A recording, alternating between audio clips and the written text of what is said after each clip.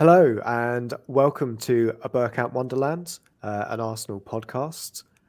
Today we have changed, a bit like last week, where we've gone with purely naming our podcasts from the reactionary AFTV machine, as you can see from the one we put out last week. Sorry. Exactly. When is enough is the one that Danny has picked from this. It's come out of the machine from the emergency podcast there. And I should introduce the people who will be going through this. I'll say my brother from another mother. First, the man on the buttons. It is Danny the GFP. Say hello, Danny. We don't have. Do we have the same mum? I don't think so. Brother from another mother. Are you? Oh yeah, that's true. Yes, because I'm now officially Greek. I have become a flag emoji wanker and got all of them, the 8 highest percentages in my DNA results. I've put them all on my Twitter bio because I'm a flag wanker like the rest of you. I think someone called you a hippopotamus and you misunderstood. But anyway. I thought I was an odd angle. We're also joined by, he's interrupted already. We'll go with Stokes next. How's it going, Stokes? All good. Lovely to be here with you fine gentlemen as always.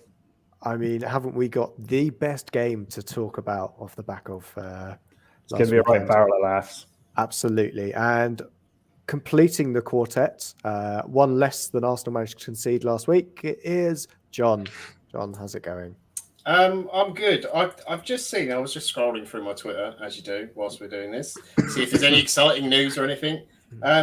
I clearly need to clean up my timeline because there's lots of Arsenal news, and then all of a sudden, Pornhub winners MILF Mania. So I think that's another possible title for the show that might get us more viewers. I don't know if that's more clickbaity than is enough enough. When is enough enough? Yeah. I think emergency podcast kind of tipped the balance on clickbaity podcast names, but we know Chris isn't listening, so he won't hear these insults. He's too busy. How did you describe what Chris is doing, James? Once he heard the news about Guendouzi? He sat in some dingy room in Plymouth and frantically covering it in frothy ejaculate. That's the title of the pod. Frothy ejaculate. Live from Plymouth. Just lots of fevered gestures and frantic wanking. All over his silk bed sheets. And it's not Winnie the Pooh, it's Rupert the Bear trousers. Fevered jesters and frantic wanking live from Plymouth sounds like an amazing punk band's first recording, actually.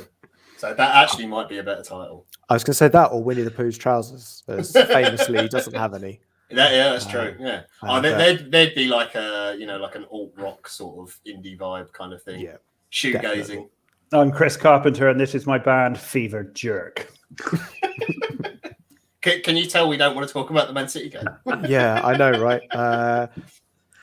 So I suppose, where do we start on the Man City game? John, I think you're going to give the most balanced view compared to the emergency podcast. Maybe.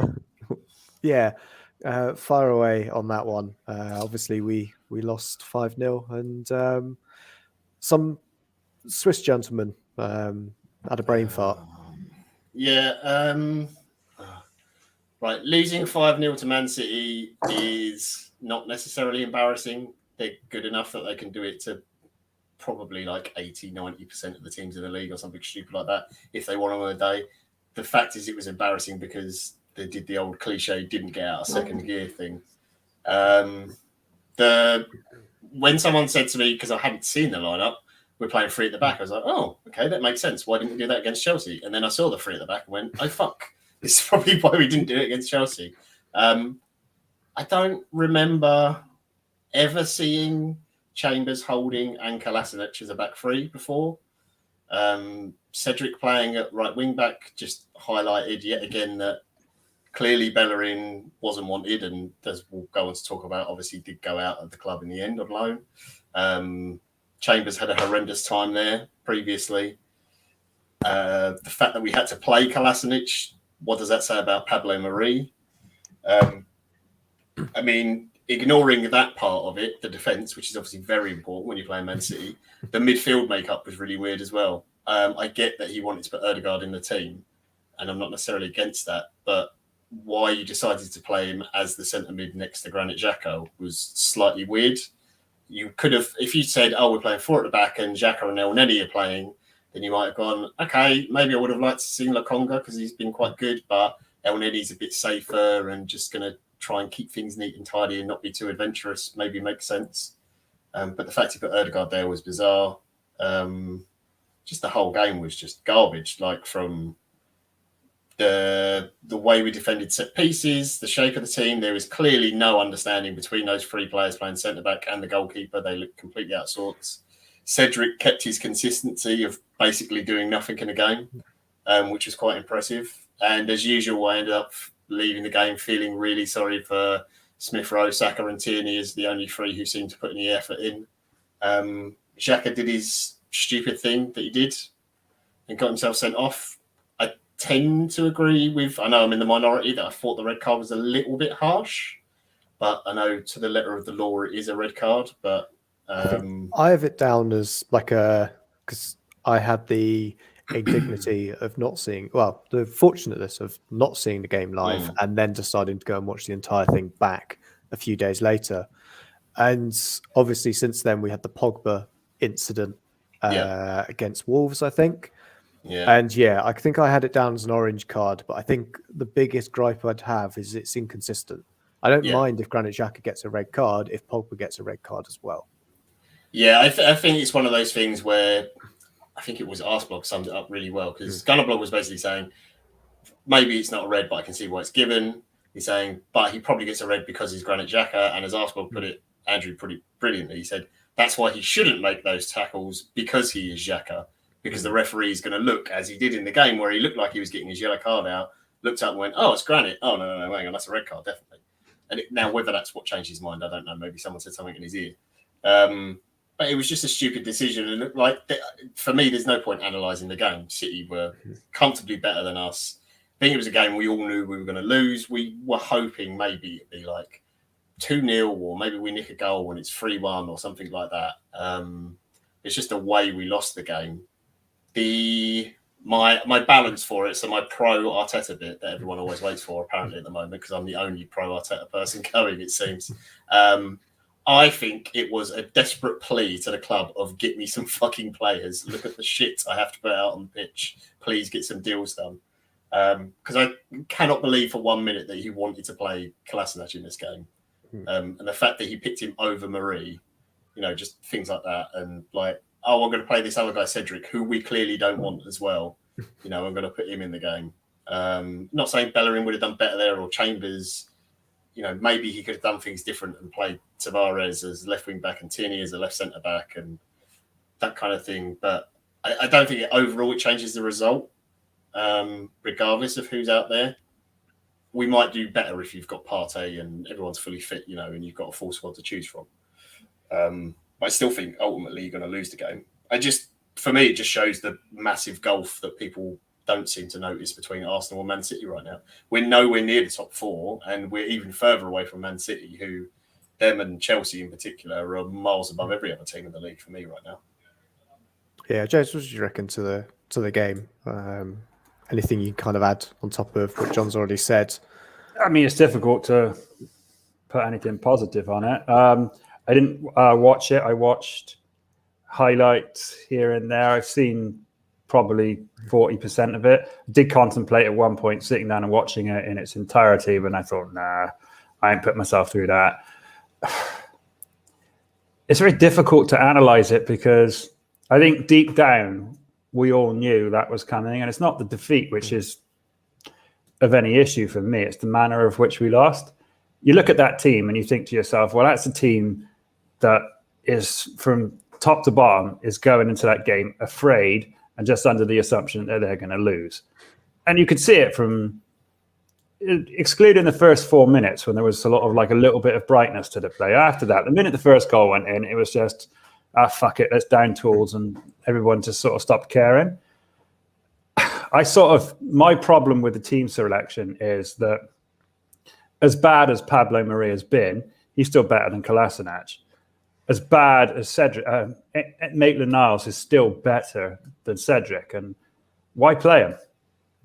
It doesn't really send out any messages other than he's picking players that he shouldn't be picking. And he's picking players that if you were to ask him, I'd operate under the assumption that he would tell you that the ones he's left out are better than the ones he's playing. So it just strikes me as this like exercise in futility or some sort of, banal and insipid manner to make a point to the board. Granted, we've bought a right fullback and that right fullback looks pretty decent. He might strengthen the team, but like I said, when it comes to Arteta, I'm somewhere 60% out, 40% in. I like him. I like what he says. I like that the players seem to, to be keen to move with what he says. But I'm yet to see anything from him that makes me think he's any better than Emery was. I mean, we got to an FA Cup and we won it. Great. But, sometimes the dice favours you in certain roles. And we got there and we won it. It was great. But after that, is he an improvement on Emery? I don't think he is. In fact, I think in some respects he's worse. I think he's inexperienced and I don't think he's got much chance of coming back because he's teetering on the precipice now. And somebody put it on, I can't remember where I heard this because I was listening to some podcast, but it was a very good point. I thought that, can any of you think of a time where a manager had gotten this bad a set of results, had sort of managed to give us our worst finish to a season, and on top of that, our worst start to a season, had been under this much pressure? Can you think of an example where anyone's actually come back from that? Because no, I can't. It's that thing of where you get to a certain point as a manager at a club where you're constantly just one game away from, everyone's hounding him to get sacked again. And if he could do that thing where he could go on a run of like 10 games unbeaten, win, 8 or something, get 2 draws. But the moment another bad loss comes in, they're all on his back again. So I think he's done, and it's only a matter of time now. It's the only one I can think of is Sir Alex Ferguson. United, true. But we're talking about a manager that at least he had experience at that point. He'd already been at Aberdeen and coached before he got to Man United. So at least he had some answers in theory in his locker. It's not as it's not as intense the pressure then as opposed to now, is it? I mean, now it's just like every single minute quality or perceived dispersion is just like inflated tenfold. So you can't so much as fart 200 yards down the road without it being on, Arsenal fan TV, like Lee Judges ranting about Arteta farting in the street or something like that. Yeah, and I think that's one of the things that also doesn't help is any kind of micro issue that may happen does get completely covered. And even if it's not even an issue, I think we've seen today Gary Neville, Danny Mills, can keep going on of people who are going, what's Arsenal's transfer strategy? And I think we'll go into it that it's pretty fucking obvious what I was going to say, if there's one thing I think Arteta has done and the higher level board members have done really well, they've identified young players, talented young players with the potential to improve, and they've brought them all in at the same time so they can improve together. If you're going to make remarks about his perceived failings, you've got to give him credit for what he perceives to have done well. And I think that, recruitment-wise, is actually a really positive thing. Yeah, that's where I stick with your kind of 60-40 for where I am with Arteta. I was kind of 50-50. I would say after the City game, there were a couple of decisions that he did make within the game that did start to put me towards what is he doing? I don't really understand what's going on. Mainly from the third goal that we conceded. I mean, the lineup, you see it and you think the lineups are just fucking baffling, isn't it? I think one of the big things you could see why Xhaka was in there, he was the guy that was starting the press whilst he was there, because obviously he's the most aggressive player that we've got. But as soon as he gets sent off, he decides not to drop anybody into that same position. Ederson sees that space because nobody's dropped in, plays the ball straight through the middle, and that's how we concede our third. And I know being 2-0 down against Man City, chances are you're probably not turning that around. But that's absolute, schoolboy. Someone should see that from a coaching staff point of view, that someone's got to go, hang on, it's a big old hole in the middle of our midfield. And then he doesn't sort that out until half-time when Elneny comes on. So for me, I think it's starting. The worm is starting to turn for Arteta, but I don't think it's necessarily. Yeah, I still think the work that, as you say, James, the work he has done on recruitment, which I think we'll go into next, has been better than I would say any of the managers we've had at the club. Well, certainly pre-Wenger, and I would say the last 10 years of Wenger as well. The recruitment at this club in the last couple of seasons has been more or less perfect from an Arsenal point of view anyway, because we've seen some shit transfer windows in our times. Close. I would say that the best signing we've made in the last 10 years is Sanchez by a mile. Yeah, I would agree that at that point, excellent signing in terms of just a single one, but in terms of joined up thinking that we've got. Yeah, I think we're at the best time. So, Danny, I will throw to you to just go through, as the man with the databases, talk us through the incomings that we've had from the first team. Now that the transfer window has slammed shut, if you slam windows, I'm not sure you do. Can I plagiarise the JC Jimbo and the Totally Football podcast of a few stats? You can. The first time in 67 years that Arsenal have lost the first 3 games of the season. First time in 68 years that Arsenal have not scored in the first 3 games, league games of the season. This is all for the lowest possession percentage Arsenal have ever had since Opta started recording in 2003. And the lowest shots per game since Opta started in 2003. Rodri completed more outfield passes than every Arsenal player combined in that game. Arsenal are currently the worst metric in every department than Derby County in 2007-8, who got relegated with 11 points that season. And overall, top flight starts to a season we're the 4th worst ever. Because Man City had -13, Notts County -10, West Brom, West Ham -10, and we're level with Man City. Man City have had the worst and the 4th worst. That's nice to know. That gives you something to aim for. But yeah, you wanted to know about the players that have come in and out. As long as you don't, you let me know this beforehand. But luckily, I'm a wizard with the mouse. So we've had 17 players leave the club.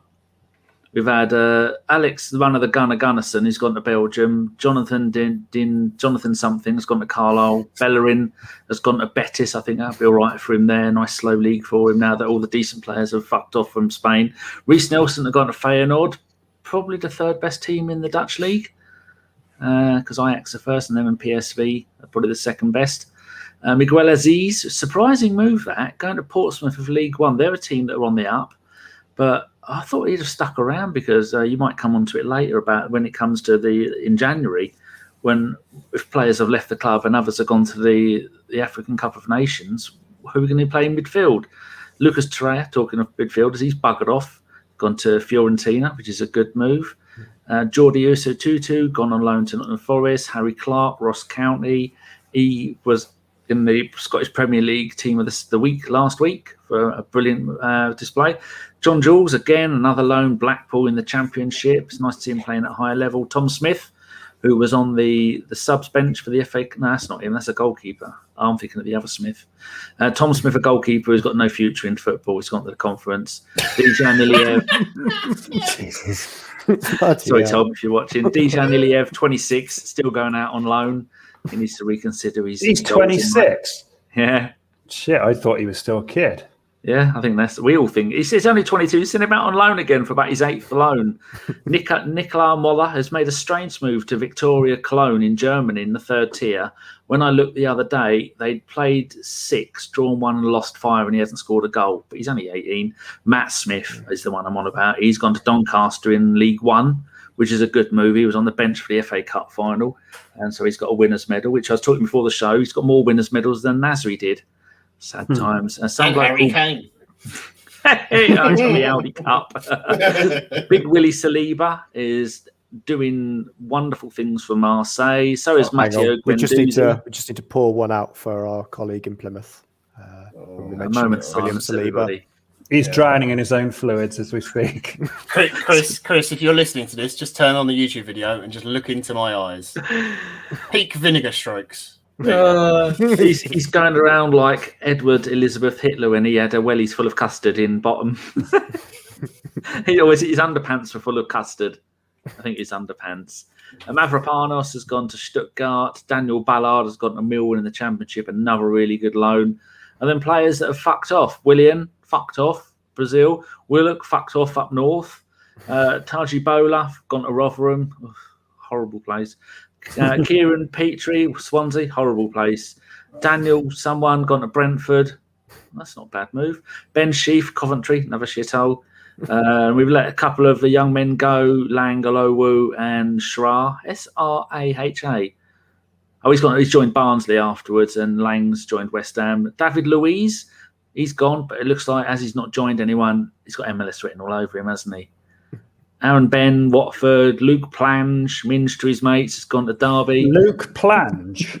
Yeah. What a fabulous name. You're fucking making these up now. 17-year-old striker's gone to Derby on a free. There again, Derby. I could get a game for Derby at the moment. They've got no players. Trey Calder's gone to Switzerland. Zek Medley, which is a surprise, he's gone to Belgium. And finally, Mark McGuinness, which is the one I had big hopes for him, 19-year-old Irish centre-back. He's gone to Cardiff, another shithole. So, yeah, 17 players out on loan, 16 Is there anywhere in the UK above. that you like that isn't classed as a shithole? I mean, I'm guaranteed you've insulted quite a few of our listeners because most of the have to Midlands. live there.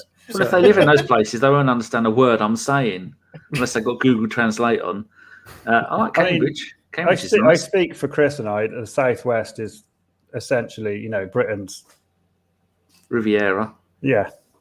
I like Bristol. I love your accent. It's cheeky. Hello, me babbers. Hey, cheeky monkey. That's it, Josh. So plenty have gone. So that's what people are. Like, so many people are doing that. How do you rate the window? I rated it a 7 because so many players have gone. I had a little John called me a tit last night, which is lovely because I said the new bloke wasn't a right back because he only played a few games at right back. But again, I don't watch him, so I've never even heard of him. So I'm not going to argue. That's all right. Chris and I had the argument this morning. That, who won? Whether or not. Well, let's just put it this way: that he ignored the statistics and still stood by his. Did he block you on Twitter? That's all we need to know. No, you can't block me on WhatsApp. It's still there. Still see him sending messages. Who are you arguing with? Chris. I'm arguing with Chris. Bloody Chris. I don't argue with anyone on Twitter anymore. The Plymouth Puller. Me. Yeah, that's the one. The Southwest premier masturbator. So, yeah, in terms of the outs that you've gone through there, Danny, the one that I think has raised not the most eyebrows, but certainly popped the most party poppers would be Willian leaving. John, did you listen to Kia Jarabton's musings on TalkSport? Kia Jarabton, how best to describe him? The Danny Mills of agents, perhaps, would be a polite way to put it. What a fucking tool. What was it? Willian came to play. He didn't come for the money. He came for the project. The project wasn't delivered, so he had to leave. I was very excited when we signed Willian personally because he's a player I've always liked. I thought we should have given him a 2-year deal, not a 3-year deal. Doesn't matter. It's all done now. Didn't work out. Sometimes it doesn't work out. Clearly didn't play to the best of his abilities, although was joint on the assist charts for last season for us. So that shows how bad we were. Look, he's gone now. The club have done the right thing in getting him off the books. I don't believe for a fucking minute that he's torn up his contract. I think that's complete nonsense.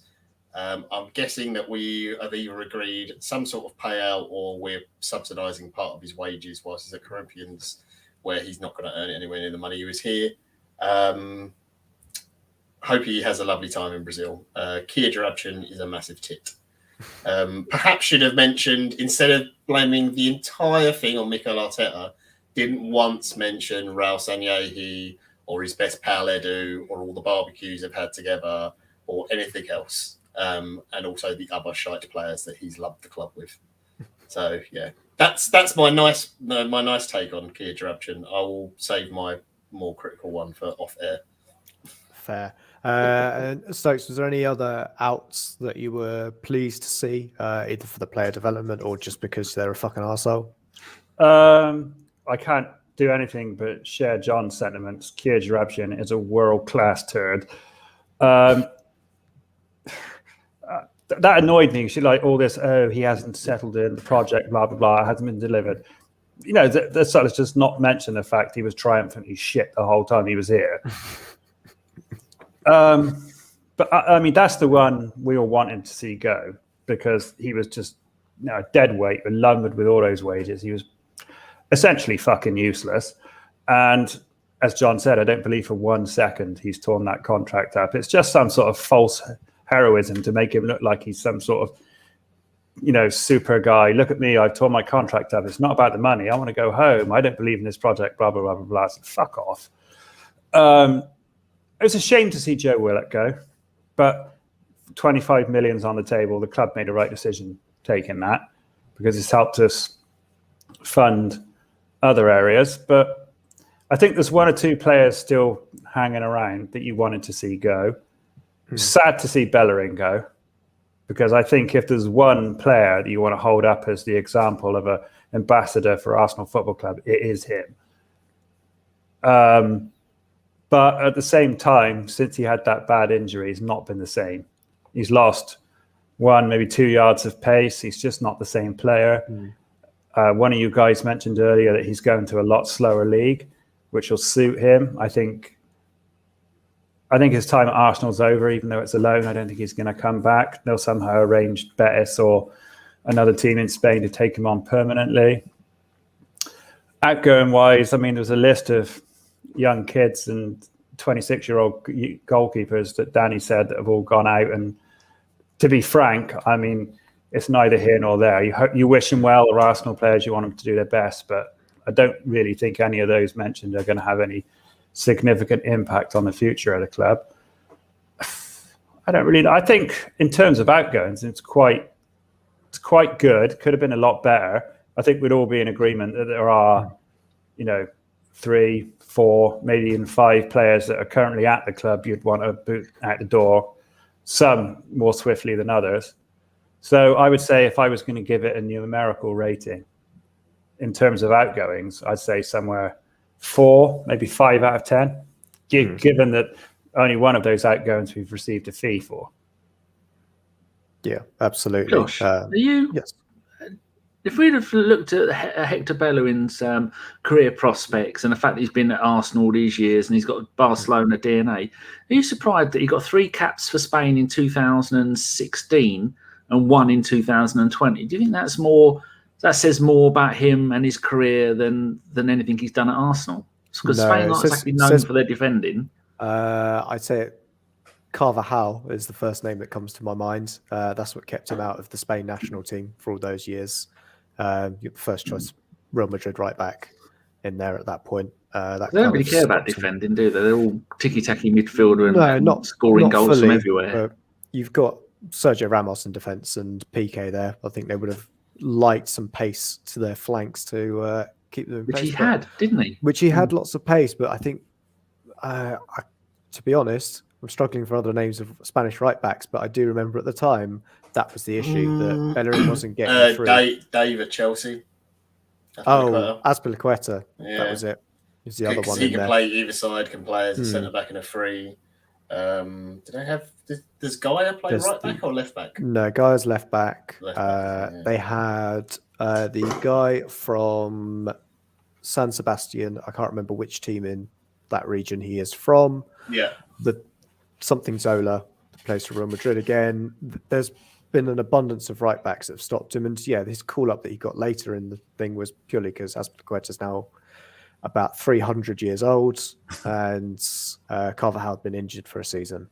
I think that's the one thing that had let Bellerin down, that the chances he could have potentially got just weren't necessarily there for him. He obviously got a few caps in for Spain's youth. That's where he met Dani Ceballos and convinced him that Arsenal might be a place that he could come and pirouette in midfield for 2 seasons and do fuck all. But yeah, it is a shame. I think I completely, again, echo everything Stoke said in terms of what Bellerin was off the field for Arsenal. He knew the kind of culture that we had and was also not afraid to tell the fan base to fuck off when they needed to be told to fuck off in a nicer way than Granit Xhaka did. I think for me, if he'd managed to maintain the physical and footballing level that we saw of him, at maybe 24, then for me he's the ideal candidate to be the captain of the club. I think but there was something else someone else pointed out, and I thought it was really true, is that he also kind of represents the last Arsene Wenger player. So it's very sad in that respect for me as well. Yeah, the last one to come through the academy as well. One of the, Wenger was, what was the scout that apparently he's amazing because he scouted Messi at 16 by sitting outside La Masia. Told us he was amazing. Cagial, that one? Was it he got Bellerin? Yeah, he was the one. Yeah, the guy that would just camp outside La Masia and just say, "Oh, that player's good," and your nan could have done that. Why, really? Oh my God, you found this player in Barcelona's youth academy? No way. Managed to find. They also found John Terrell, who's done fuck all. Yeah. Sergi Roberto was the fullback we couldn't remember the name of. We kept him out of the squad for a while as well. Yeah. Barcelona. I was just looking at Chelsea's transfer dealings. They sold or got rid of 29 players for about 150 million quid, and they sent 21 out on loan. Did you see where Danny Drinkwater had to go on deadline day? I didn't even know he'd gone. Where's he gone? Nor did I. Reading. 100 grand a week he's on at Chelsea. They finally got rid of Victor Moses, though. That bloke had... they signed him in 2012 and have only just got rid of him after 6 loans. He has had an amazing career. Ridiculous. But then, see, that's the thing I would look at with all transfers out of clubs. Didn't Victor Moses play for him when they won the title? Yeah, I think so. Under Conte. And then Conte took him to Inter. He went to Inter, he was all right at Inter. But any club, when you look at their outgoings, you can look at fees in, and obviously the only one we really got any money for was Willock, and I think we got good money for him. Some people said should have been more, but I think in this market, and in particular, look what we did with that money, who we bought. It's good. Yeah, exactly. You're basically taking that money and spending 5 million more for Odegaard. No one, no matter what side of the fence they're on, could go, Odegaard isn't £5 million worth more than £5 million than Willock. No, there was one guy on Twitter who said Odegaard had only got 1 assist. 3 assists and 1 goal. Willock scored more goals. Of course, Willock's a better player. I immediately blocked him, obviously, because he's a moron. But you look at Chelsea and you'll say X amount of money's come in, but that's on players like Bakayoko, who they've had for donkeys, spent ridiculous money on. And Batshuayi. It's gone out loan here, loan went there, on paying loan. big money. They've still got Kepa. They've got a £72 million goalkeeper who they're not playing. They've got. Do you remember the guy that was at Villa in their midfield? It was quite good for them last season, but didn't have any suitors. Ross Barkley. That guy. Yeah, he's still on their books. Yeah. Didn't manage to get a loan. Didn't get a move. It's surprised, Josh, that we didn't get any loans because so many clubs can't get the money for value for their players. I'd have thought we'd have got a couple of loans. I would have thought potentially, but then I don't think we've got the game time, and the people that we're kind of targeting weren't really available on loan. Are you disrespecting Wimbledon in the League Cup? That's not worthy of coming to Arsenal for one game. I mean, it's enough to send. Yeah, the players we went for were all ones that were, for the most part, the ones we tried to sign, and the ones we have signed are all players who the clubs were willing to let go, so we could do a deal, and it just made sense to do it now, because for as bad as the pandemic has hit all the clubs around the world, the Premier League are obviously better off than all the other leagues. Did you see that chart of spending across all the leagues? Oh, yeah. It's ridiculous. But sorry, can I just interrupt to ask a completely random question? Is that a Big Trouble in Little China t-shirt you've got on? It is indeed. It is my favourite movie. It's one of my favourite movies of all time as well. I absolutely love it. Me too. Honestly, it's amazing. The best thing. Yeah, it's such a good movie. That interruption is always welcome. What if I tell you I watched Rocky 6 last night? Oh, you cretin. Should at least watch Rocky 5, Tommy Gunn. I'm watching them all in the right order. 6 was with Tommy Gunn. No, 5 is Tommy Gunn. That's what I watched. Gunn, 5 was awful. I'm watching them all in order again. I've got to watch those leagues, as I was saying, Serie A, La Liga, Bundesliga, they're going to have the fans back this season. They'll generate more revenue than they had, obviously, in the not that it was an off season, but basically the pandemic season. So the price of those players is probably going to be higher come next summer. So it makes more sense to do those deals now than try and get loans. And like Josh said, we aren't going to have that many games this season.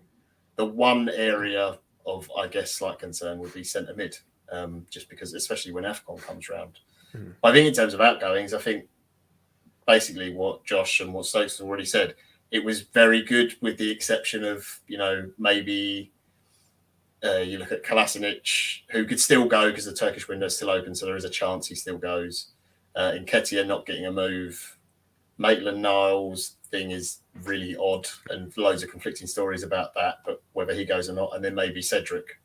But other than that, I think the amount of players we had to get out of the club and probably the money that we've had to pay off someone like Willian meant that we could only do so much. So I do give Edu a tiny bit of break for that, but probably more because of the players he managed to bring in that I'm impressed with. But you have to look at all the last 4 transfer windows as the bigger picture, as part of the process of what they've done, because you could never get rid of that many players in one window unless you had a plane crash. And insurance purposes, it's not what it might be worth it with some of them, depending who they were. But yeah, so as the project, this is one of the final pieces of the project, the process to get rid of loads of players. And I think January, or like you were saying, Fenerbahce, get cheap flights there if you're quick. Yeah, he's still got a chance, Collar.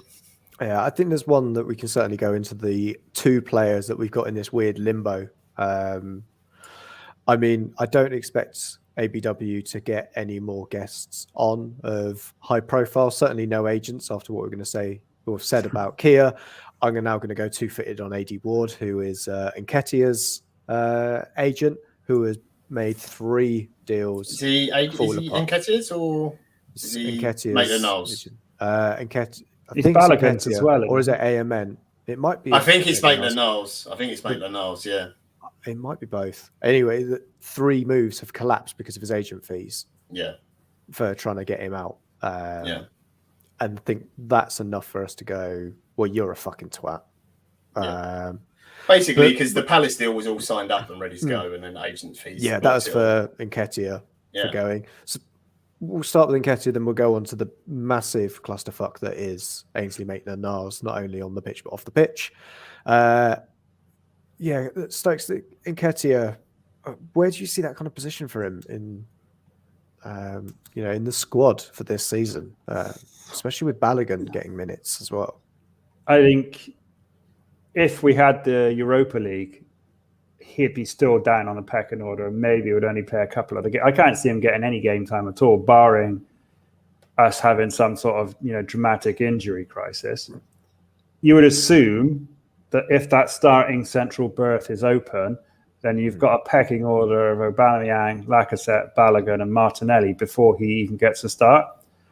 Now, on the off chance we're going to be in a game where you want to rest all 4 of those, which I can't imagine, other than perhaps Wimbledon, but Wimbledon will be an opportunity to give Bellerin and Martinelli minutes. I cannot see where he is going to get any significant playing time this season at all, which is detrimental for him, detrimental for the club in terms of his value and his sell-on.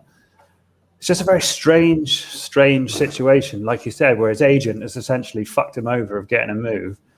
And now he's just stuck in this, footballing purgatory, if you will, where he's at a club, but he's not going to play. Yeah.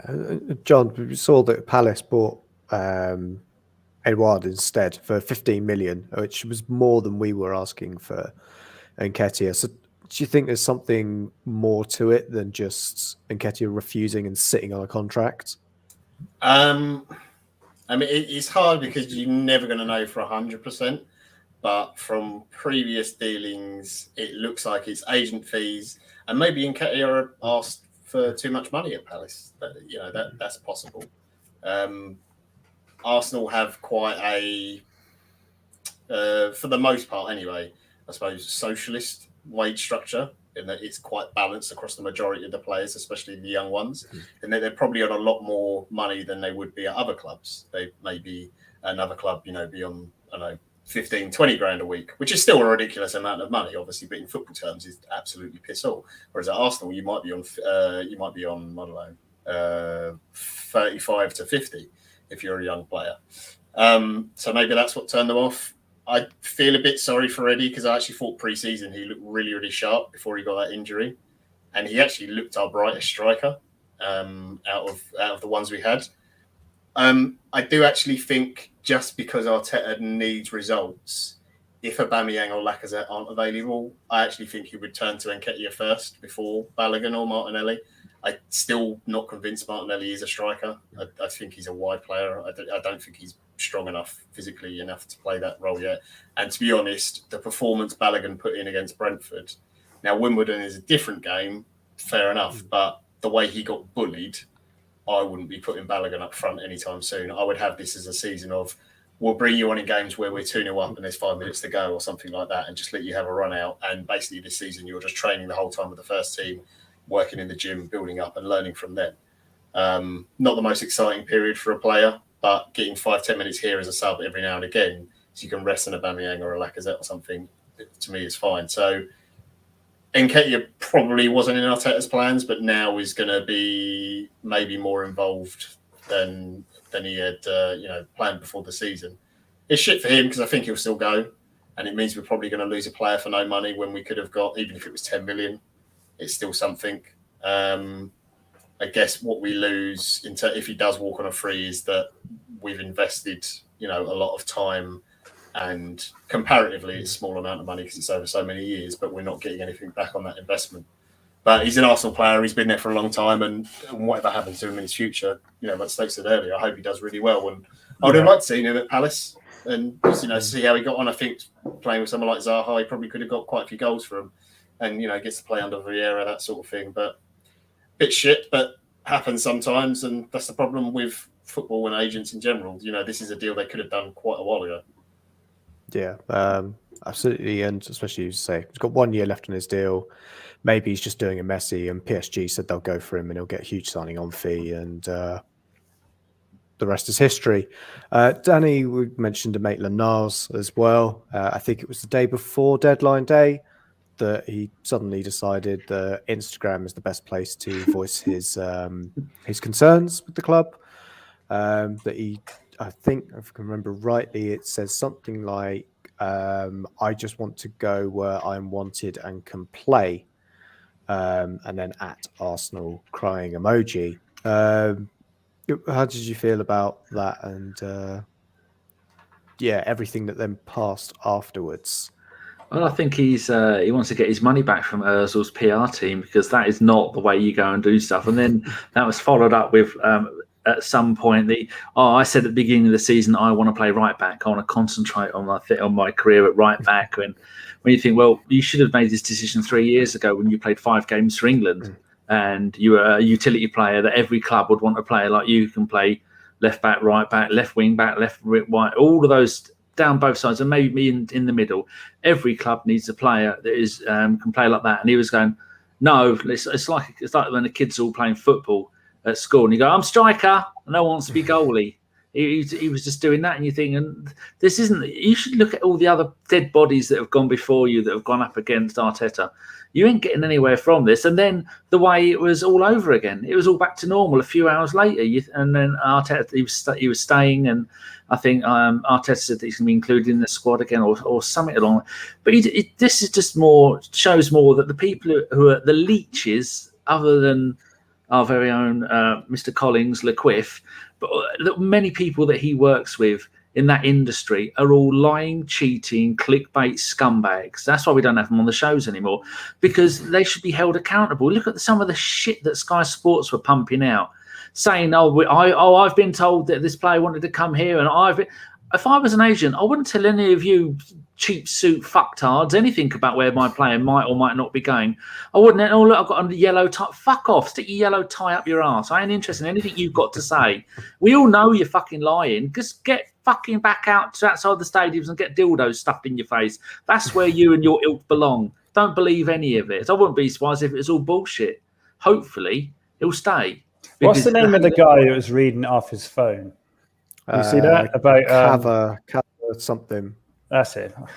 I didn't watch a second of it because it's all shit. I watched that, and you think he was making out like he'd got some hot scoop about how I've forgotten the guy's name, the fullback, the Japanese guy. Tomiyasu, who I was waiting for him to call tiramisu through the entirety of it. Matter of That was his time. level, yeah. He was saying that Tomiyasu was alleged to have been offered to all the Premier League clubs, and an agent had messaged him with a hot scoop saying, "Oh, I don't know how well he's going to cope," as if the agent would say to that fucking nobody that his client's potentially not going to be very good. It's just, why would you? And he sat there on air reading it out like this. I've got this hard exclusive, and you think, eat a dick, you fucking moron. What do we think just in terms of Maitland-Niles? And again, I don't know who wants to take this one on terms of Arteta's man management coming back into or lack of into play. Yeah. I would say the thing that annoys me about Maitland-Niles, and part of this is on Arteta, it's both parties involved.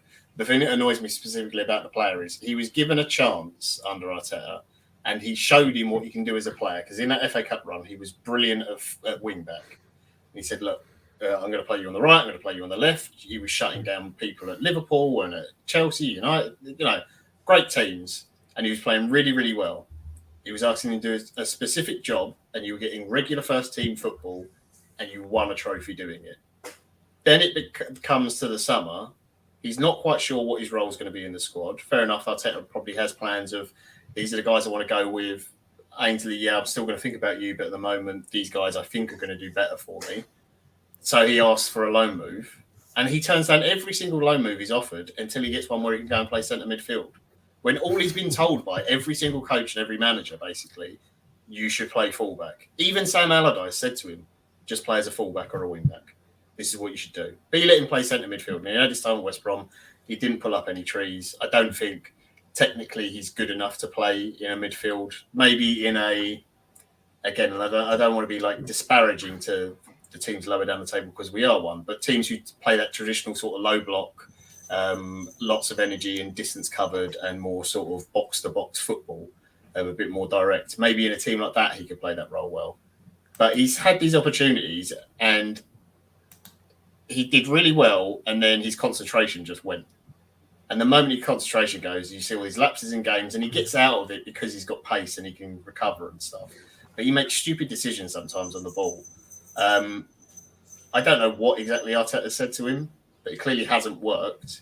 That post, by the way, is no longer on his Instagram. I just checked. That has been removed. Maybe he doesn't realise that a right back isn't ye oldie right back where you don't do anything. With Arsenal, look at Tierney, left back. He's not a stereotypical left back, is he?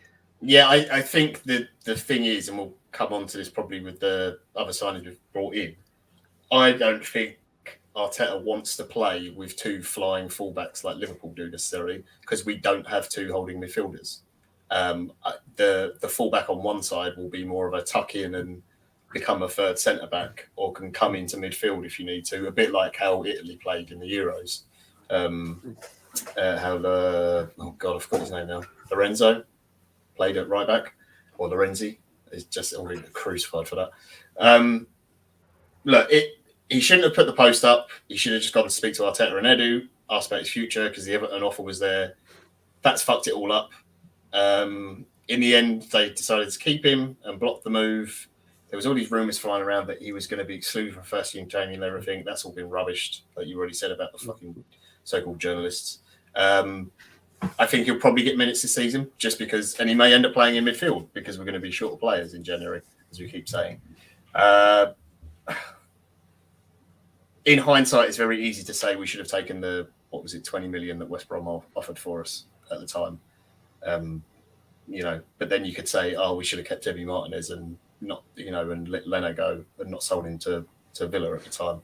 It's very easy to say that looking back now, but at the time, I think we were probably right to keep him. Same as when we had an offer for Nketiah and we turned it down. It was like, no, we can get more money for this kid because we can give him more minutes and he'll be worth more value because he's got another year's worth of playing and all that sort of thing.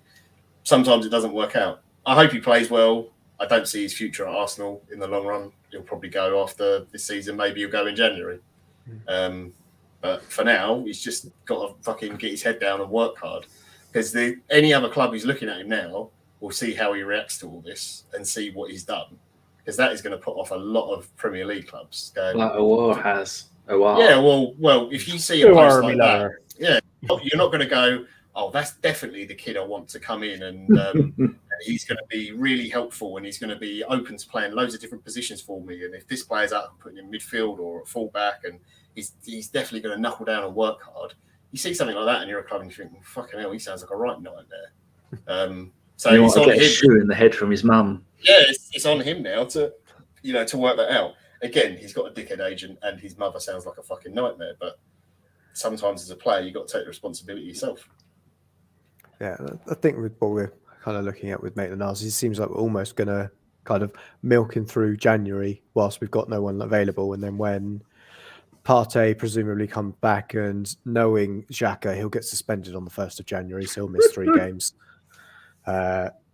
across the Cup of Nations period. And then that'll be it. A deadline day move. And see you later, Maitland-Niles. I can't see much. All young players, Josh, should be made to read Nicolas Bentner's book. All young players that are currently at Arsenal need to go to their advisors and slap all of them.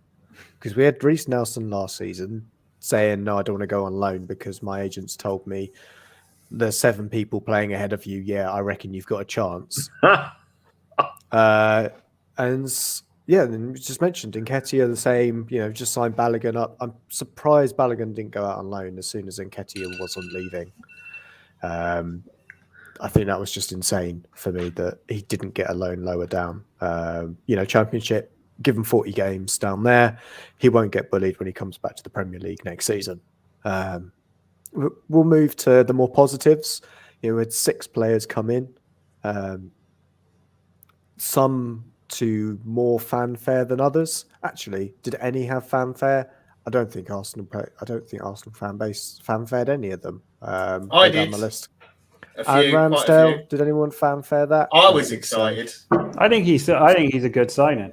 Yeah, I think he's a solid signing. The price is the only sort of area for grievance that you would state, but I think looking at him, I think he's a good keeper. He's a good kid. I reckon he's going to be good. I'm quite positive about that one. You think if you look at the price, but then you say if he's at the club 5-6 years, possibly longer, who knows? And then you add that price over those years, you go, well, actually, that's fuck all. And that's another weird thing as well with this window. Everyone going, Arsenal spent the most money, so they should be doing this. But it's complete fucking bollocks. Like, look how much we're spending on wages. I think out of all the players we signed, Ben White is the person who's earning the highest wages out of all of them. It's 80 grand a week. The rest are like 50 or lower. I'm not comparing any of our signings to Ronaldo, but Ronaldo's getting £500,000 a week at United. It's fucking absurd. How much is Lukaku costing Chelsea? God knows. All these signings are massive, massive wages where we spent a lot of money on transfers. In terms of what's added to our wage bill, it's actually very low. If anything, I would guess that with the players that have left, our wage bill probably hasn't changed massively. We saved 250 grand with Willian and Louise leaving. Yeah. You've got those. We got those, and then if Kolasinac goes as well, that's another 100 grand a week. If anything, our wage bill might end up being lower. Come sort of January time. So I think you have to look at it as the whole deal, not just the fee itself. But I'm really pleased with Ramsdale. He seems like a really good character. I know everyone goes on about the amount of goals he's conceded. If I was in fucking hell, like honestly, some of the defences he played against were absolutely awful. It just means he's had good practice, isn't it? I mean, to be fair, yeah, he's had good practice. It just means that he's just, he's seen a lot of shots in his time. And it's clear Leno's leaving as well. I mean, Van der Sar conceded a fuckload when he was at Fulham. It doesn't mean he's a bad keeper, does it? Yeah, that's a really weird thing as well. Fans seem to go, buying a player from a lower down club or lower league. Oh, that's just idiotic. Isn't like one of the best defenders in the league went from Southampton to Liverpool in Van Dijk. I mean, the other one went from Hull to Liverpool to the second best Scottish left back. Yeah, obviously. There's another I mean, one. Christ, they got just on the Wijnaldum team. from relegated Newcastle, didn't they? Yeah. Jordan Henderson from nearly relegated Sunderland. Even Shaqiri Relegated was decent for him. Yeah. So, so I don't, that whole they're at that club for a reason thing, I think is nonsense. You don't necessarily always have to go, let's go and get an outcast from Barcelona who's not quite good enough for the team. But because he's come from a club as big as that, he's definitely still going to be good. Because we've done that quite a few times and it hasn't fucking worked at all. Well, I think in that case, I can segue quite nicely, not in order, but to a player that we got as a Real Madrid outcast that we then signed in, Martin Odegaard. I think that one, for me, came with the most fanfare, but a little bit. I'm thinking that's an absolute coup to get him on the money we did, £30 million. For Odegaard. At 22? I think it's the best deal of the summer, arguably, for what we can get. I'm assuming everyone else agrees that that's kind of like 9, 10 out of 10. It's £30 million for a player that, if it turns out the way we all want it to, if it's like a young guy who's not had the best of times at Real Madrid, obviously extremely talented, wants to move to a club where he feels at home and really kick on, that is the perfect time in his career for him to do it. So, the next 5 years, if he comes close to reaching the potential he seems to have, then he's going to be a fantastic player for Arsenal. That would be like, I don't know, getting, if we hadn't got Cesc at 16 and got him at, 22, but he hadn't quite had the same development speed that he did at Arsenal, at Barcelona. It could, I'm not saying it will, but he's got the potential to be that level of signing. And the most important, John, sorry. The most important thing is he wants to be here as well. That's exactly what I was going to say. Like hearing a player who genuinely wants to be at the club, clearly likes the manager. I know fans don't necessarily like the manager, and there's question marks over him, obviously, and whether how long he'll be there. But the fact that he really enjoyed it and really wants to be there, and really likes the young players as well. And I think for his age, he's very much a leader already. Captain of his national team. You hear the way like Haaland and people like that speak about him.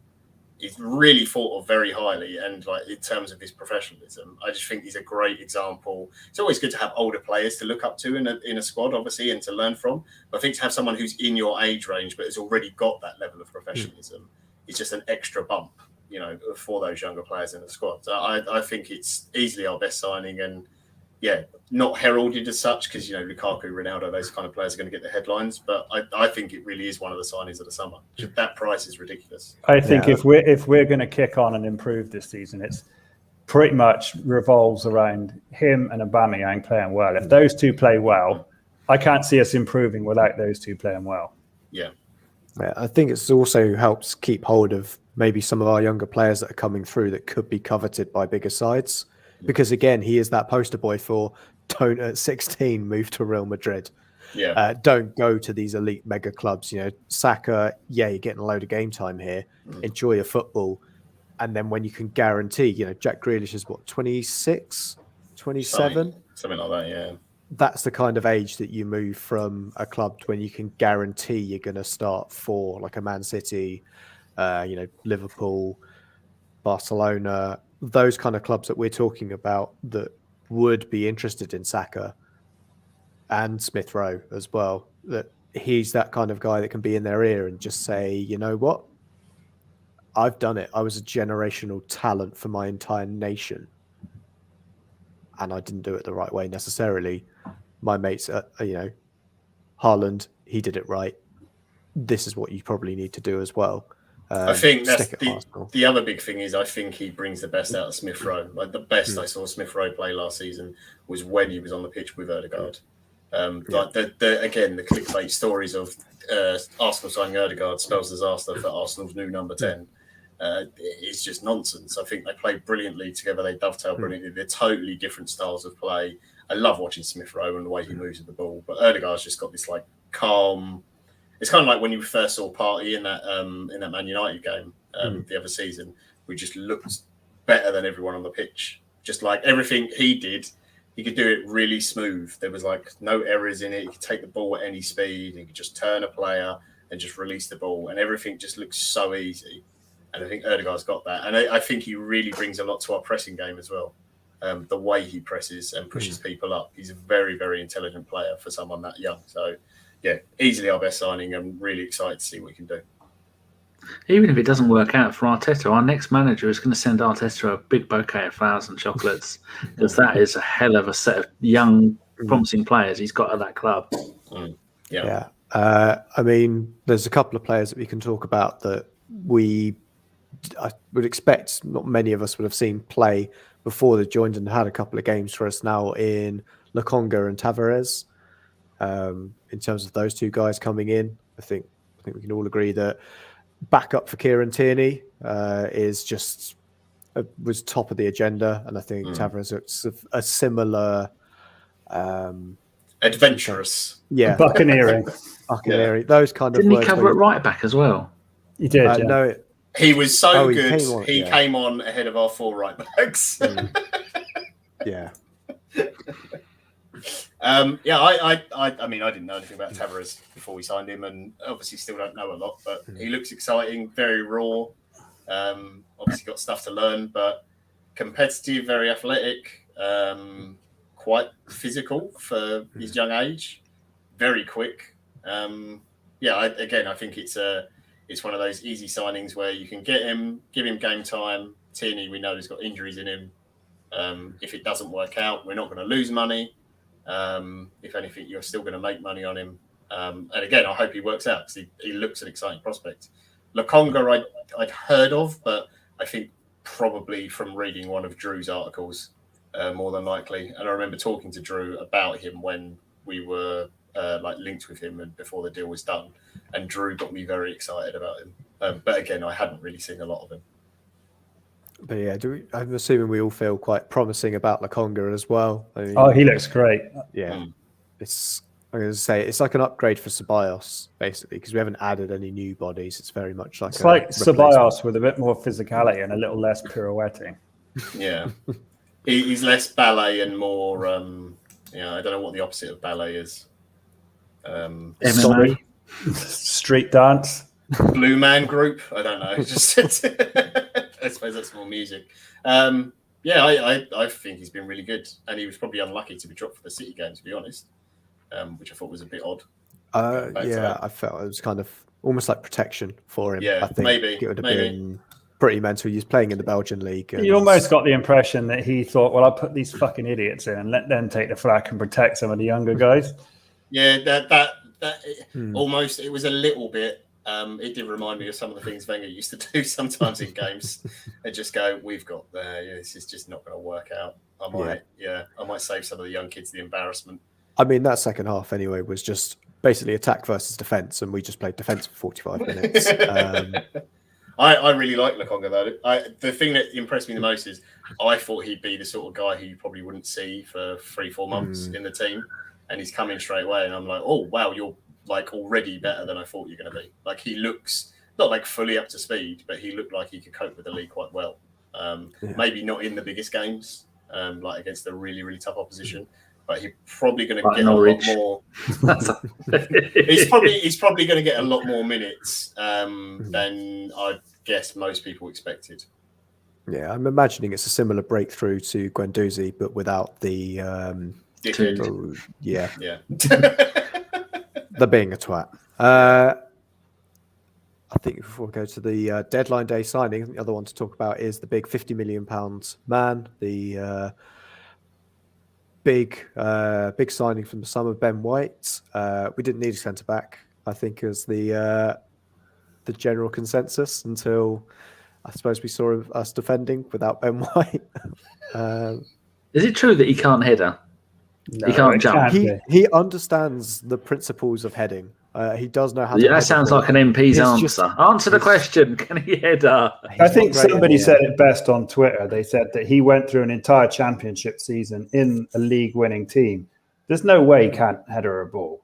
I don't buy that for a second. No, he's not the tallest, is he? He's probably my height, like 6'1". He's not like what you'd call like a like Van Dijk. He's not a dominating centre half height, is he? No, he also went through a Premier League season where he didn't have to be the guy that was marking the best header on the opposite Lewis side. Lewis Duncan Webster, who and maybe Dan Burn there, but yeah, you'd bet. I would say you'd put Neil Maupay to mark somebody over Ben White in terms of their heading ability. Maupay's about 5'6" and would throttle somebody instead. You're the only reason I'm not worried about Ben White. You've got a lot of trust on your shoulders, young man. I trust Ben White massively. I thought you were going to say Brighton DNA in him, but you might get accused of things. Back to Chris again. No, his real DNA, if he's getting pushed anywhere, is further down the south coast towards Chris, but not all the way. He's going to stop off in Hampshire. Dorset DNA. But anyway, I think for me, Ben White is a shrewd signing. It kind of kicked off what we were going to be doing this summer, I think. But yeah, I don't know what anyone else thinks to it who hadn't seen as much of Ben White as probably I had. I think I'd watched him a couple of times, but you don't really take too much notice, do you? You don't, you're watching a Brighton play or you're watching any other team play, and you don't necessarily, you certainly don't spot a player who's, consistently 7, 8 out of 10. You might have your eye taken by someone who's having like a 9, 10 out of game, seeing something a little more exceptional than normal. But I think then you sort of, when Arsenal are interested in a player, you go towards the point where you're looking at them. And I always thought he's a good footballer. He seems like I don't know what you think, but I look at him and I immediately think he's far more suited to playing in the midfield than he is at the back. Like, he's a good footballer. He's got a good eye for a pass. He's good in the tackle. But as some of you have attested to, maybe aerially, you get the impression if you put someone like Lukaku up against him or you put some imposing centre-half up against him, he's going to struggle. Yeah, I would agree with that. And I think that's why we've got Gabriel next to him, and it's all about centre-back partnerships. Is he's trying to hand that his main partnership then? If he had all of his players fit, it's Gabriel. Do you reckon he knows his best 11? It's got to be Gabriel, hasn't it? Gabriel. Yeah, it's Gabriel and White. I do think the other new player we'll get onto a bit does pose some questions about what system exactly we're going to play. Because again, I mean, it's so stupid now saying systems because teams completely change their shape, whether they're attacking or defending, and depending where the ball is on the pitch. But those two would be the starting centre backs. I think I know this is the sort of revisionist opinion to have. If you think a back three of Saliba, Gabriel, and White, that looks really good on paper, doesn't it? Oh yeah, absolutely, yeah. I think it's one that you're also a bit like, it's a bit of an experience there. You've got a bit of. It's got massive. Somebody got a cat? I keep hearing bells. Yeah, Betty. You fuck off. She's got a new flea collar on her because she's riddled. The other cats have got none. That dirty bitch, riddled. Wasn't me. No, catches them from Danny's beard. I've seen. Is that why you're itching? You got like whore cat rabies? Oh, she sleeps on my bed. The dirty. She just licks all day, always licking her ass. I shout at her to fuck off. Wouldn't we all if we could? I hadn't seen a lot of Ben White.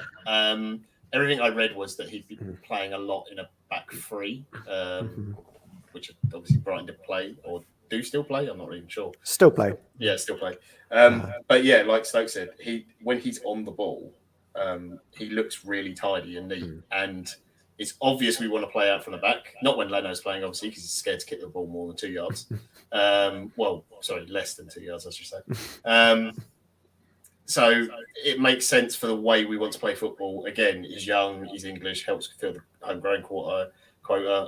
People argue about the price, but again, it's English player tax. If he plays 150, 200 games in the contract or whatever, over 4 or 5 years, he's going to be worth more money. So again, you're not losing anything, and he's not on huge wages. And because of the fact he's English, it means that if you decide to sell him when he's, 26, 27, Man United are a really stupid club, and the Glazers probably would have done something else really fucking stupid. Have gone, shit, we need to shut the fans up. Buy that English player for 150 million and give him 300 grand a week. It's fine, just do it. It's fine. No one will pay attention to the fact that we're leveraging all that debt on the club. They still haven't worked that bit out. So again, the direction and the policy for transfers of buying young players who've got talent, got the chance to progress, increase in value, and if they don't work out, you are not losing out and you're not tying yourself to a contract with a player on huge money, is the way probably we should have been running for the last, I don't know, even at the end of Wenger's sort of reign. I know he was finally, he had some money to spend, which is why we got Sanchez and Ozil, which was great. But if anything, that's where the travel direction should have gone. There's only one other player to talk about, isn't there, Josh? Yeah, I think so. I'll just add on Ben White as well. Another thing Stokes alluded to was in terms of he looks more like a midfielder. He started the season for Brighton last year in midfield next to Basuma. And I have a sneaking suspicion that when the Africa Cup of Nations rolls around and we lose a couple of players, that White might be there as a potential option to play in midfield for us. So whilst we might say, oh, we're going to lose, we loaned out Aziz. Yeah, we loaned out Aziz because you know what? We're not going to keep him for the potential of 2 games in January. We loaned him out for a season at Pompey. Yeah, I think that's where Ben White comes into play. And the same probably for Maitland-Niles as well, that they're an option that can play in midfield if really push comes to shove. But yeah, our new signing. I was going to say, as can our new signing. Our new centre back. Yeah, that one. Tomiyasu, who's come from Bologna. Big Tacky, I think is... Domo arigato, Mr. Tomiyasu. So if that's not the song sung by the fans, I'm going to be really pissed off. They'll be too busy booing all the other players to be able to see. But yeah, we brought him in on deadline day. Apparently a man that had been sold to every Premier League club, he was going out of fashion, but ended up deciding that Spurs wasn't the place for him, and he came to Arsenal. John, I know you're the resident Serie A expert of the Hipsters podcasts. Expert's a loose term, but yeah. Yes. And that's why I was gonna say from the Hipsters podcast, and we can say that you haven't been on one for over 2 years. It's fine. I got sacked for lack of knowledge. But yeah, have you seen anything of him at Bologna, or like me, did you go immediately onto YouTube and see his 5-minute highlight reel under mixed with some awful dubstep track?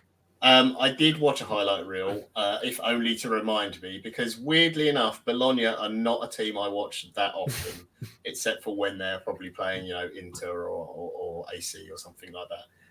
No, I had seen him. Again, like Stokes said, it's the kind of thing like with Ben White where you don't necessarily pay that much attention to an individual player unless they're sort of having a worldie. And to be fair, when it's Bologna, it's normally someone on the other team. You were probably just shouting at Perisic for why he was having such a shit game, rather than why is the right back playing so well. Yeah, constantly going, fucking idiot, Ivan. I had a bit of an argument with Plymouth's Premier Pub Puller last night about Mr. Literally the Plymouth Hoe. Mr. Tom, as lots of people have been calling him.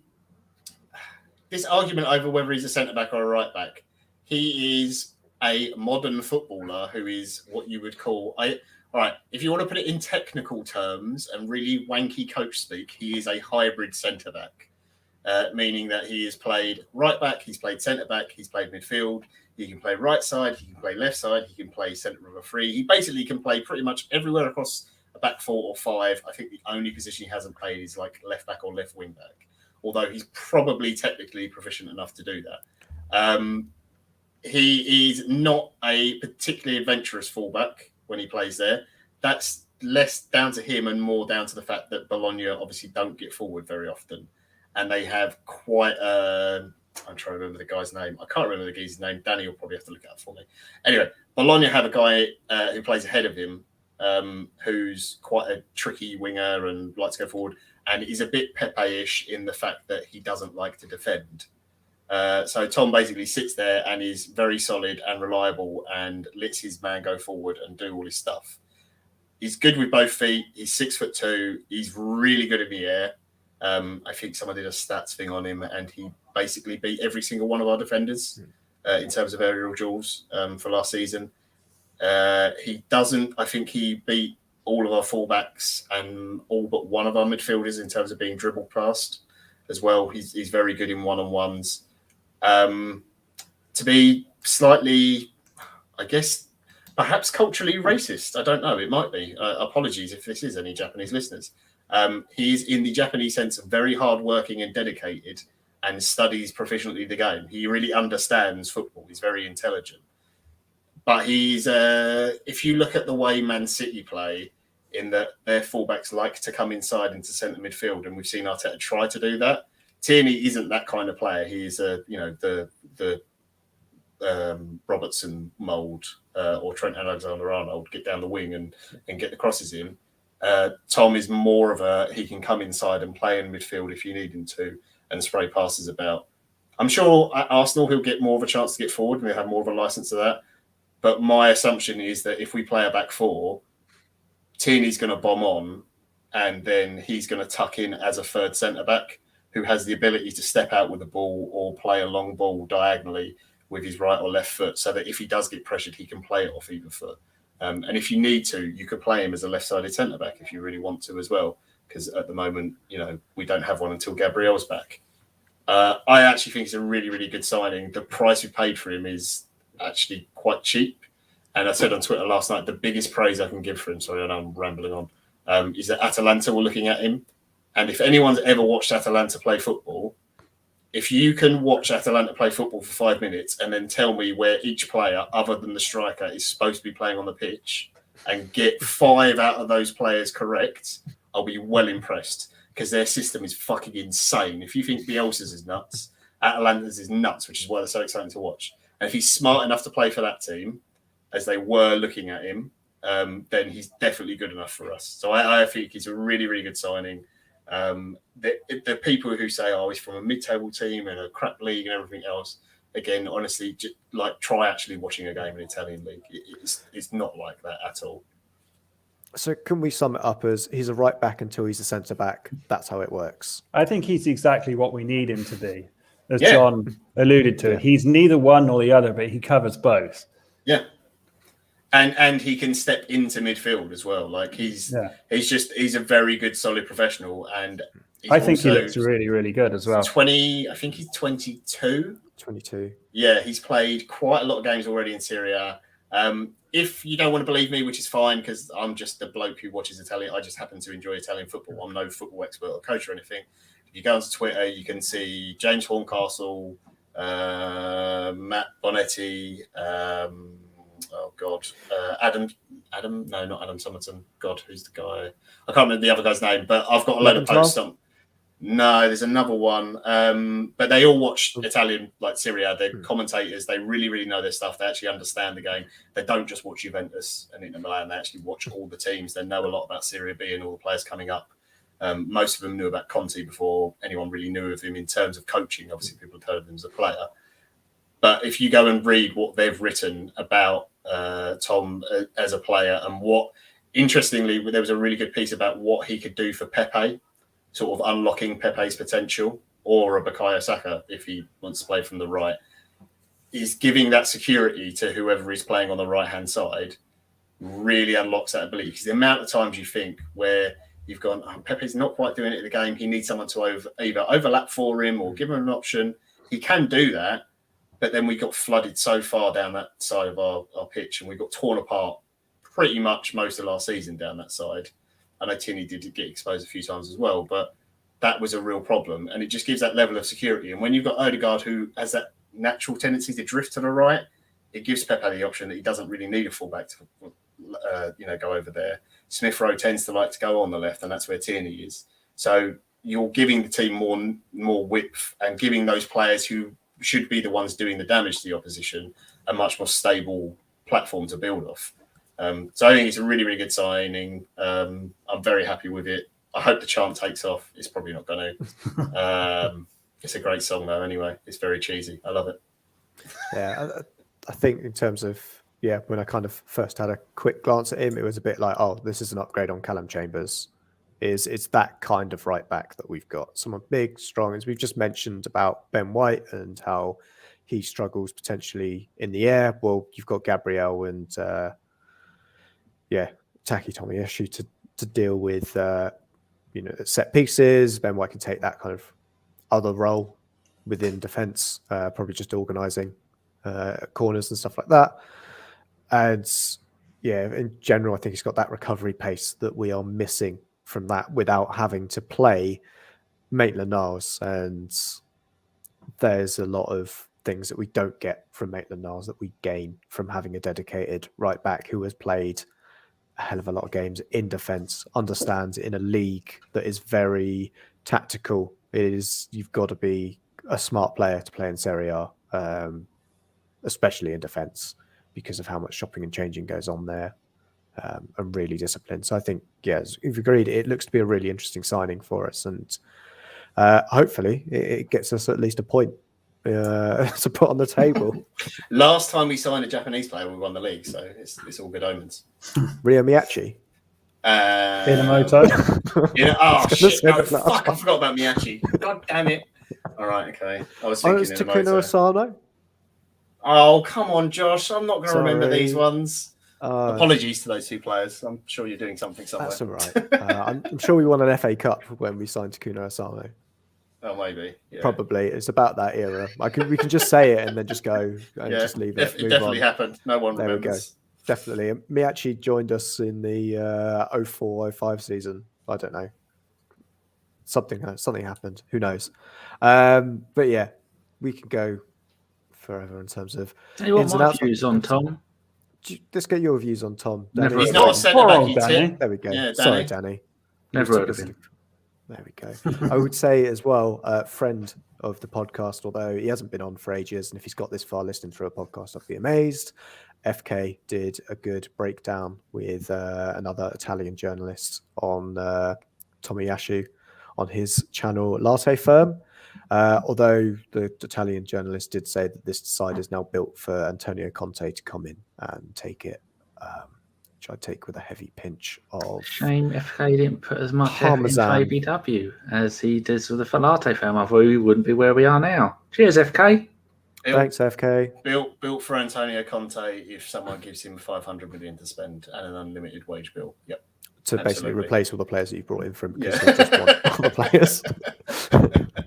And expect all the 30-year-old strikers, 35-year-old strikers in Serie A to be joining Arsenal at the very next window. Oh, we're going to finally sign Arturo Vidal. And Mandzukic. They'll both come in. It'll be great. So, in terms of what we've got on the agenda, I think the other bit I had was, in inverted commas, the project and how we kind of felt it going. I thought you meant like New York hip-hop style, the projects then. Sadly not. It is very much the buzzword of Arsenal. I thought that picture behind Danny was like his bespoke art of Lauren Hill or something. And I think what this podcast really needs now is Danny to just drop a freestyle about living in the project. Yeah. I'm doing it in my head. You are spitting bars, Daniel. I don't live in the project. I live in a lovely, quaint English village. No, I didn't say British. English village. Racist. Wow. Everyone's English. Well, not actually. Until they're not. Neighbours are Portuguese. I'm Greek. You opened the podcast by saying you were Greek anyway. I'm on the dirty phone around here. Bolivian. I like the project in terms of the transfer strategy. I think it's smart. I'm big on board with it, and I think it's something we should have been doing for a long time. And I think people complaining that these signings aren't going to get us top 4 are fucking morons, because we were never going to get top 4 anyway. We are way behind. This is a long process. Will take years. This may be a 3 years till we see properly what these players can do. It might take that. Semi-final of the League Cup. Here we come in 3 years. But hey, I'm much more excited about watching a young team go out and put in effort, and they're going to make some horrendous fuck-ups in games. Guarantee it, because they will, because they're young. But I'm way more excited to watch that than a load of 30-year-old players on 200, 250 grand a week who couldn't give a shit. Did you hear about Xhaka testing positive for COVID with the Swiss team? Yes. What a week he's had. Shame he didn't do that Saturday morning, really, isn't it? Yeah. I don't know if it would have helped, to be fair, unless he was in the dressing room with Man City when he found out. How's Ben White? Why wasn't he playing? Did he have a touch of the COVID ings? Yeah, he's had I think COVID. so, Yeah, he had it quite bad, didn't he? Apparently. Yeah, he is out. He was out for Chelsea as well. Got it straight after. So yeah, he's been out for a bit, but he is up and out because I have seen from his Instagram that he's out walking his dogs. So all is well in the world.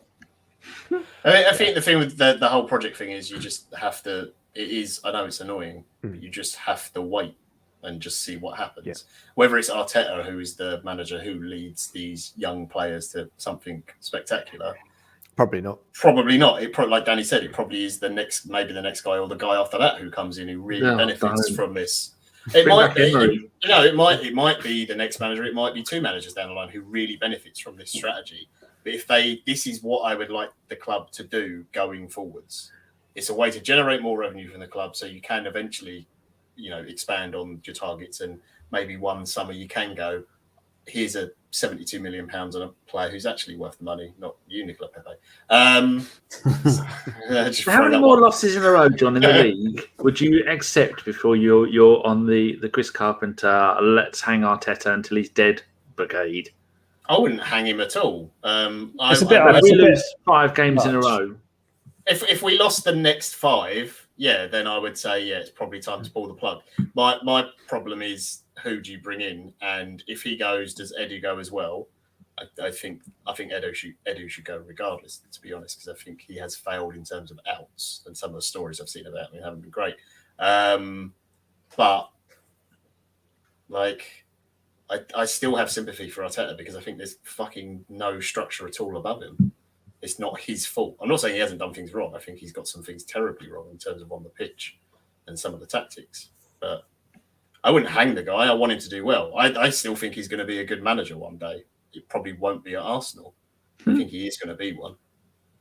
How about you, Josh? Do you think if Wenger came in as some kind of position above Arteta, if the Edu thing does implode, do you think that would work? Probably not. Oh, you give us some tenterhooks there. He's a great, I don't know, he is a wonderful philosopher, but he didn't have hither and dither in the transfer market, didn't he? So I don't think he's exactly, see all those 12-year-old French kids we could have. That's the problem, though. Towards the end of his, towards the end of his time, we weren't finding those players anymore because, the contacts, the players that he knew about before, everybody knows about them now. You couldn't, dive into a youth academy somewhere in, or just go into Clairefontaine. You can't pick up the under 18s from France anymore, and there'd be relative unknowns. Saliba's in that kind of camp now, and never heard of him. We knew about him for 2 seasons. We had to pay £30 million for it. You can't find a bargain in this market anymore, really, unless if the club had like a Ralph Ragnick or someone of that ilk for the whole time that Arteta had been here, and the results had all been the same. Obviously, the recruitment would have been slightly different, and I'm sure some of the players that came in wouldn't have. Then I would have been at the point of, he's got to go because he's had proper structure above him and help and guidance, and he hasn't had to worry or get involved with transfers in any way. He might have said like, "Oh, this player looks nice. Can you see if you can get him?" And then whoever that person is above him will either say yes or no. But that should be the conversation. That person should have the final say. I think because he hasn't had that, you had to, I think we've got to the stage now where the Arteta is at the point where I think his vision of how he sees the club is nearly at fruition, and it gets down to the point where we're like, the squad, as we're saying, is getting there. I think in the next summer, we look again to strengthen midfield and the strikers, because we're talking about the 2 strikers, both over 30. One will have 1 year left in his contract, and the other one won't. Will have come to the end of his contract. We'll need to get a new striker that's probably around the age of 24, 25 to come in. that's the kind of thing that after that point, you're then like, well, Arteta, we've got a proper solid base behind you. We've got a squad that we now know isn't shit. And I think even now, for bringing a manager in, I'd still trust everything behind it to bring in, So just looking at the messages that have come in, and yeah. Degenerates, all of them. I know, right? Absolute rotters, a lot of you. Yeah, it's fine, Josh. Everyone knew what you were saying because you completely lost your point. Should we change? But yeah, I think we'll go to questions. We'll go to questions. What a segue. Stokes has got an incident. Danny? I figuratively done it, not literally. Okay, that's fine. You can figuratively pick the sweet corn out. Danny, stop playing with buttons and could you do the listeners' questions, please? Because we've actually got some, and they might be good. Who knows? Yeah. One I've had to censor because Fred, you're a dirty boy. The obligatory from Christian Andreasen looking after his cows in somewhere in Scandinavia. I should know, but I've forgotten. This is, should we shoot more? We couldn't shoot any less, could we? What do we have? One shot in the last game compared to their 20. I think they had 20 corners and we had 0. Wow. I think we could take more corners. So that's the age-old question. Start with you, Josh. I know Fred's one. I'm not asking your question, Fred. It involves pleasuring a man and comparing it to Arsenal. Whoa. We are not heteronormative on here. I don't know what that means. If you want to pleasure a man, that's very fine. That's good. Good for you. In fact, many of us in the WhatsApp group constantly talk about pleasuring other members of the group. It's talking about this kind of gutter nonsense. It's the only thing we're left that we're better than talking about sexual practices. I assume the majority of the pleasuring has been done by Chris. I will answer the question, but without you asking it. And the Plymouth pleasurer. Yeah, and people can then go and try and retroactively fingers carpenter find Fred's. Yeah, they can find Fred's tweet and what his question will, but I will reply with teethy. And I'll say gummy. Oh dear. Right. First proper question for you, Josh, from Jerome. Which game? Oh, it's not even a proper question, for fuck's sake. Which game this season will Arteta give Kolasinac the armband? Wimbledon. Yeah, because probably. I think it might actually happen. Oh dear, right. Question for John. Cactus Cash, Richard. He's actually sent in 2 decent questions. Thank Lord baby Jesus for that. For you, John, do you think the disastrous start to the season will be spun on the Amazon documentary, if spun at all? No, I don't think it's going to be spun, because I'm guessing Arsenal will have some say on what can and can't go in. But having watched the Man City one, I watched a bit of the Spurs one. There were some others, wasn't there, like with other sports and stuff. They didn't really hide a lot, and when things weren't going well, I was going to say you mentioned the Spurs one. They cut out the entire Pochettino bit of the first half of the season. They did cut that bit. That's true. I'm just going to throw it out there. My guess is that Daniel Levy is probably a better negotiator than whoever negotiated our deal with Amazon. So I bet he had more say on what goes in their documentary than we have. Oh, yeah, that's true. It was, get me all of those pictures of every time I walk into the players' canteen and have a really, really awkward lunch. Yeah, so I'm guessing there will be some spin on it, but yeah, they'll show that we lost the first 3 games, but they all do it in the background of Mikel Arteta's or the club's project and the new signings coming in over that window, over that period of time, and that will be the horrible image in the distance of the 3 losses whilst all these shiny new things are walking past the screen. I think you've got it completely wrong. It is going to be 3 minutes of highlights to the Benny Hill music, and that'll be it. That'll be how the Amazon show starts. Benny Hill music. This is why I called you a tit last night, Danny, because you never listen. No. Second question from Richard to you, James. It's okay, it's a proper one. I don't proofread these until I get to had we got something from the Brentford game, do you think people would be viewing our transfer window differently? No. I mean, I don't think one result against Brentford is really going to alter people's perception that much. I mean, I think of the three results, the Brentford one is the one that's not been expected. It's the one that causes more chagrin amongst people. But one result doesn't impact on, or at least from my point of view, it doesn't impact on how I perceive the transfers. Had we won that game, I think I'd still be generally more positive about them than I am negative. I don't think when you look at those 6 players we've brought in, there's anything that you can have, issues with or feel is bad. I think no. For me, no. Well, there you go. Can't argue with that. Next question will be for Josh Badluck. Do you want a sensible one or a shitty or a silly one? A sensible one, please. Right, Jim Howson, he'll always give a sensible one. Will Arsenal always be a fractured fan base, or could something unite it? If so, what? Oh, nuclear holocaust. It's probably the only thing that could unite our fan base right now. Although some of the people would say it'd be a good thing, and some would say, no. We are slowly cooking in our own juices, according to Greta. That is true. We are.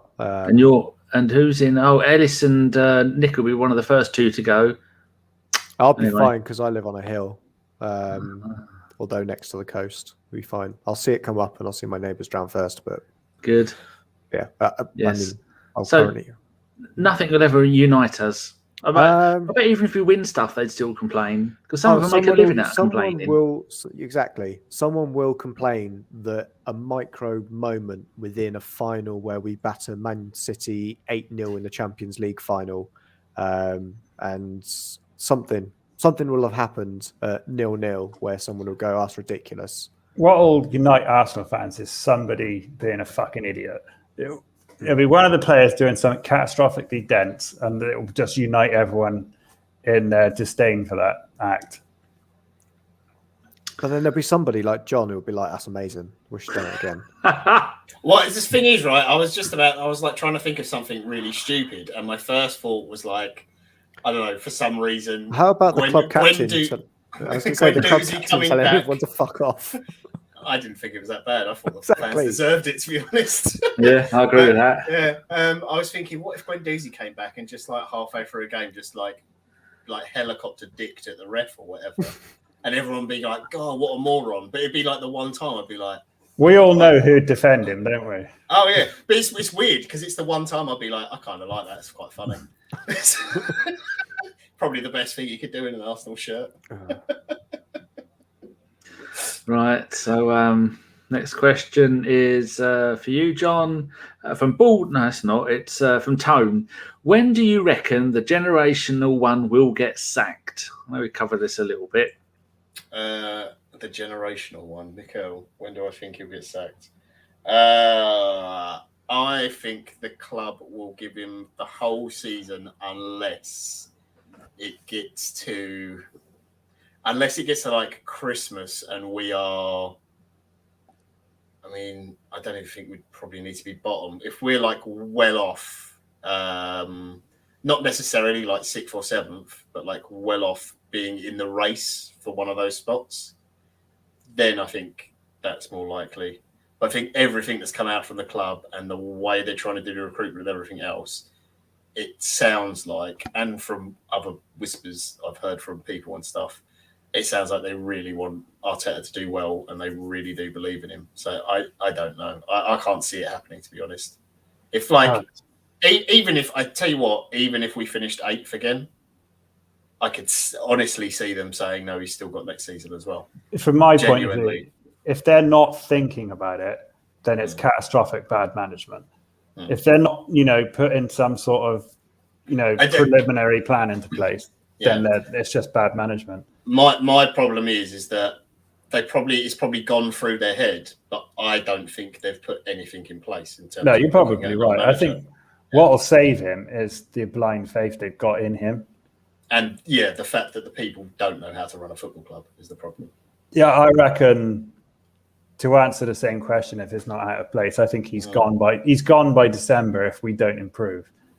If we have another, period from November to December like we did last year, then he's gone. I reckon. They'll pull the plug. I think it will be too much for him to come back from. But again, like I said earlier, I worry about who they'd get as a replacement. Really. Well, I mean, a club that employs a manager that's never managed a game before, you can't really trust them to employ the next person. Exactly. And a final one question. I'm going to pretend that Jock sent this one in because he didn't. What's your favourite pudding? Starting with you, James. Well, I feel like I should derogue to answer this question. I do like. It's very difficult to pinpoint one. I love jam roly-poly. I love a good apple crumble. I like a lemon posset. I like a good cheesecake. I do make an incredible banana and chocolate bread pudding. What do you do at work? What do you concentrate on, or do you do everything? I do everything. I mean, we do functions, we do weddings, we do buffets, we do everything. And you cook everything?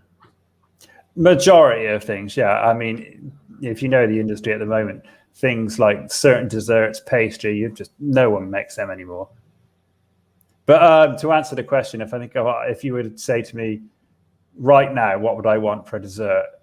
And my preferences change quite consistently. Right now, I would like cherry pie with clotted cream. Oh, John?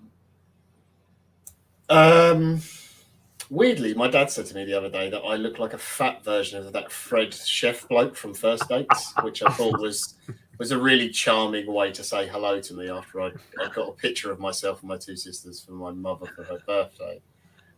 Sorry, it was food related and I just remembered.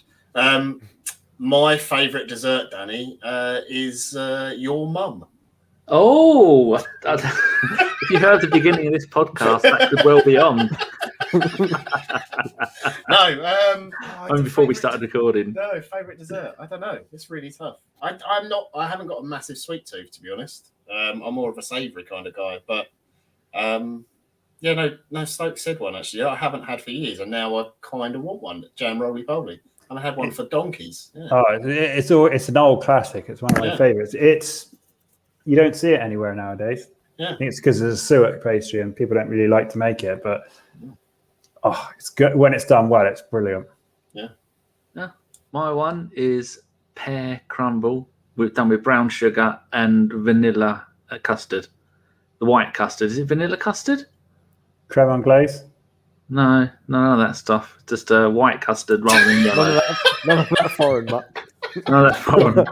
Creme anglaise essentially is custard. Is it? Yeah. Yeah, I knew that. Yeah, that's what the French call it.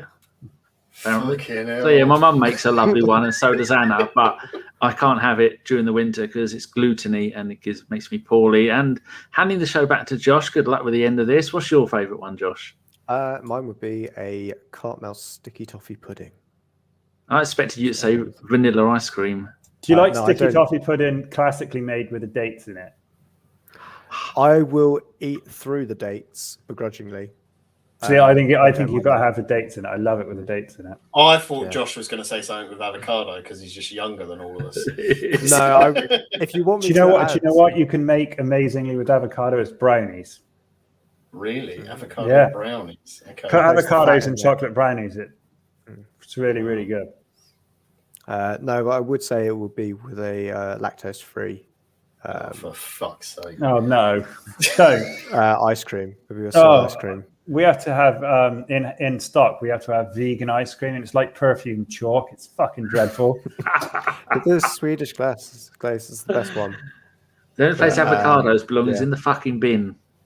Our best analysis of the entire podcast has been on desserts. I see. I do like an avocado, a bit of crushed avocado on toast with poached eggs.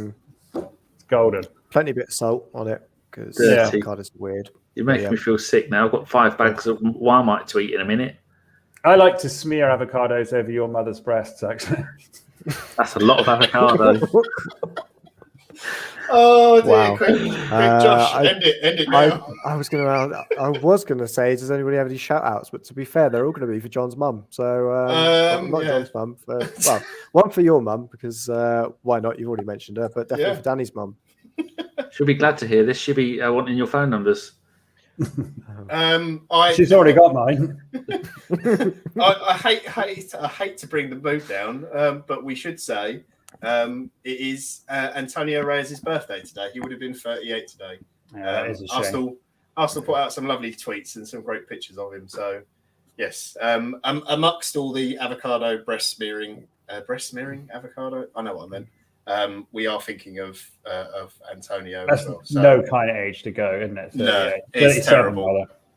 Yeah, absolutely terrible. So if you are a really young, I don't know how old you'd have to be to have not seen him play. I'm trying to think now. But if you've never seen him play, go watch some YouTubes of his stuff. He was amazing. He was brilliant. Especially when the weather was good. Oh, yes. He did like the sunshine, did our Jose. But yeah, lovely little player. So that would be, I guess, my one, the podcast one. I don't know. Yeah, I'd second that. I think it's unanimous on that one. So I will say thank you to the 3 guests that have been on this evening. Much for the 4 analysis. if you include Danny's mum. That's true. You can see her out of shot, but I won't tell you which one of the out of shots she's in. But let's just say John's got a big smile on his face. So thank you to John, thank you to Stokes, and thank you to Danny. Well, thank you, Josh. Always, and thank me. And if you have been, thanks for listening. Goodbye.